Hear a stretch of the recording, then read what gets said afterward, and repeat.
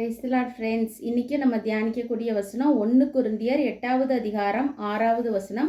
பிதாவாகிய ஒரே தேவன் நமக்குண்டு, அவராலே சகலமும் உண்டாயிருக்கிறது, அவருக்கென்று நாமும் உண்டாயிருக்கிறோம்.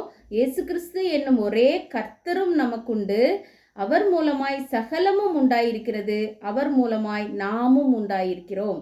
ஆமாம் ஃப்ரெண்ட்ஸ், இந்த உலகத்தை பார்க்கும்போது எவ்வளோ காரியங்கள் நேச்சராக அவ்வளோ பியூட்டிஃபுல்லாக நம்மளை மனசை சந்தோஷப்படுத்துகிற எத்தனையோ காரியங்கள் இருக்குது.